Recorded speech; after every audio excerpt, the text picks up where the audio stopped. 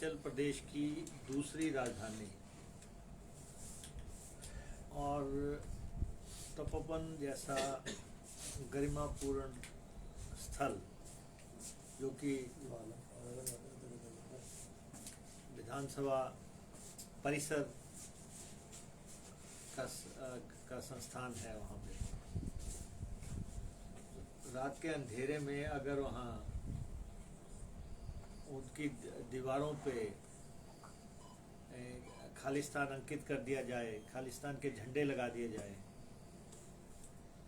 ये एक बहुत ही दुर्भाग्यपूर्ण मामला है। हिमाचल प्रदेश में उस समय भी ऐसी घटनाएं नहीं हुई जब पंजाब में आतंकवाद पूरे परवान पे था। जब पंजाब में रोजाना आतंकित घटनाएं होती थी, उस समय भी हिमाचल जैसे शांतिप्रिय स्थल देवभूमि में कोई आंच नहीं आई। लेकिन अब जो है लोग ऐसा दुस्साहस करने लगे और विधानसभा के परिसर तक पहुंच जाएं। पहले धमकियां दी कि हम शिमला में झंडा लहराएंगे, उसके बाद ऊना में जो है यहाँ पे दीवारें पोती गई और अब धर्मशाला विधानसभा तक पहुंच गए।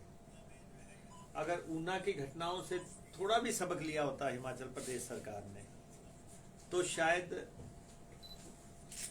अब ऐसा ना हो पाता। लेकिन हिमाचल प्रदेश में तो पूरा तंत्र फेल है, सरकार पूरी तरह नाकाम है और कानून व्यवस्था एक बहुत अहम मुद्दा बन गया है। लेकिन जहां तक खालिस्तान का मसला है, ये जो घटनाक्रम हुआ और मुख्यमंत्री ने कहा रात के अंधेरे में करके और दिन के उजाले में करके दिखाओ, ये मुख्यमंत्री जी को पता होना चाहिए दिन हो या रात हो, हिमाचल प्रदेश की सरहदों की रक्षा करना आपका काम है। हिमाचल प्रदेश को ऐसे लोगों से बचा के रखना आपका काम है। और अब कह रहे हैं कि हम जो है उनको ढूंढने की कोशिश करेंगे। एक तो हिमाचल प्रदेश की सरकार को समझ लेना चाहिए कि जिम्मेवारी उसकी है। विफलता हिमाचल प्रदेश में भाजपा सरकार की है और हम तो एज ए पार्टी जो है इस घटना की निंदा करते हैं और ऐसी ताकतों को सिर उठाने की इजाजत नहीं दी जानी चाहिए। पहले से ये बातें स्पष्ट हैं हिमाचल प्रदेश में कि हिमाचल प्रदेश में वारदात करने वाला कोई भी आदमी बच के नहीं निकल सकता। भौगोलिक परिस्थितियां ऐसी हैं और कोई भी इसलिए आतंकवाद से जुड़ा कोई घटनाक्रम जो है यहाँ कर नहीं सकता। और अगर ये दुस्साहस किया गया है, सरकार जो है 24 घंटे के अंदर इन जो ऐसे लोग जो हैं उनको पकड़ के जो है सलाखों के पीछे करे। और हमारे जितने भी संवैधानिक संस्थान हैं उनकी रक्षा करने के लिए कदम उठाए जाएं। ये बड़े अरसा से खालिस्तान से जुड़े हुए लोग जो है कभी एमएलएस को धमकियां देते हैं, कभी मंत्रियों को देते हैं, कभी मुख्यमंत्री ने कर देते हैं। मुख्यमंत्री ने अपनी सुरक्षा बढ़ा ली, अपने लिए बुलेट प्रूफ गाड़ियां ले ली, अपने लिए Z+ सुरक्षा ले ली और जब से धमकियां मिली सिर्फ मुख्यमंत्री ने अपना बंदोबस्त करने का प्रयास किया है। लेकिन हिमाचल प्रदेश के जो संस्थान हैं जिनके साथ इज्जत जुड़ी हुई है, गरिमापूर्ण स्थल है, उनके लिए कोई प्रयास नहीं किया गया। तो ये जो घटना हुई है, प्रदेश की दूसरी राजधानी है, तपोवन विधानसभा है। अब उनके विधायक कह रहे हैं कि वो आइसोलेशन में है, वो एकांत में है। तो एकांत में है तो क्या उसमें सब कुछ लिखते जाए लोग आके? एकांत में हो या वो जो है शोर शराबे में हो, कुछ भी हो, लेकिन उनकी सुरक्षा करना हिमाचल प्रदेश सरकार का काम है। और हिमाचल पुलिस कहाँ है? पुलिस तो मुझे लगता है सोई पड़ी है। हिमाचल प्रदेश की पुलिस की भूमिका क्या है? कि पेपर लीक करने हैं, कि 8-8 लाख में पेपर बेच देने हैं? इसके अलावा प्रदेश की कोई पुलिस की कोई भूमिका है? प्रदेश में माफिया धंधना रहा है, रेत माफिया ने सारा लूट लिया, वन माफिया ने सब कुछ लूट लिया, और उसके बाद नशा जो है पहाड़ की चढ़ाई चढ़ गया। रोजाना मौतें हो रही हैं, रोजाना लोग पकड़े जा रहे हैं, बड़े पैमाने पे माफिया सक्रिय है सरकार के संरक्षण में और पुलिस के संरक्षण में।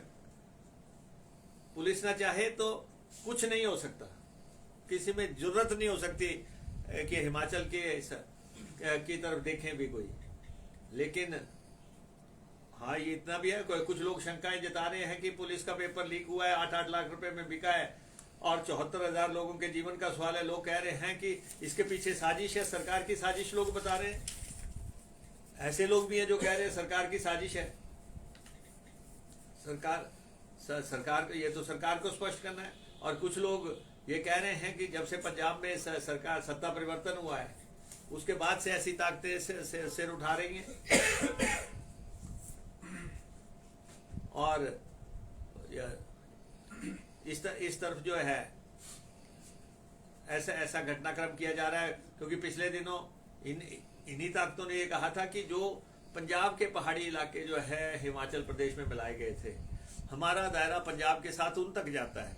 वो सिर्फ ये साबित करना चाहते हैं कि उनका दायरा कहाँ तक है, और इसलिए वो जो है धर्मशाला की दीवारें पोत के गए। तो हम तो ये कहते हैं कि हिमाचल जो है पूरी तरह हिमाचल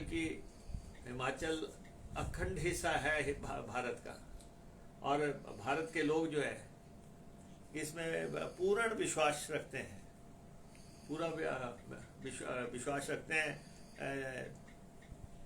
हमारे राष्ट्र में, हमारी जो देशभक्ति में। पूरे देश में कोई भी व्यक्ति ऐसा नहीं है जो इससे हटके हो। तो इसलिए जो कुछ घटनाक्रम हुआ है, सरकार जो है सिर्फ ये भागम दौड़ मचा के ना रखे। और पुलिस को वैसे भी यहाँ काम कहाँ करने देते हैं? 80,000 तो मुकदमे दर्ज करा दिए। पुलिस जो है राजनीतिक विरोधियों के पीछे लगाई हुई है, रोजाना थानों में जो है लोगों की हाजिरियां लग रही हैं। तो उन्होंने ये चीजें कहाँ से देखनी है? सीआईडी कहाँ गई, दूसरा तंत्र कहाँ गया? और दूसरा, जब से थ्रेट्स मिल रही हैं, ये भारत की सरकार को चाहिए था कि वो जो लोग विदेशों में बैठ के ये गतिविधियां चला रहे हैं, उनको जो है ट्रीटी के तहत हिंदुस्तान लाया जाए। ऐसे लोग जो है विदेशों में बैठ के जो गतिविधियां चला रहे हैं और रोज धमकियां दे रहे हैं, फोन उनके आ रहे हैं। हिमाचल प्रदेश की, हिंदुस्तान की सरकार जो है, जो डबल इंजन की सरकार आपस में कहते हैं, वो जो है वहां से लोगों को पकड़ के लाए हिंदुस्तान और सलाखों के पीछे उनको भेजा जाए। लेकिन हिमाचल प्रदेश में ऐसी गतिविधि चलाने की किसी को इजाजत नहीं दी जाएगी। प्रदेश की तरफ जो भी आंख उठाने की कोशिश करेगा उसकी आंखें फोड़ दी जाएंगी।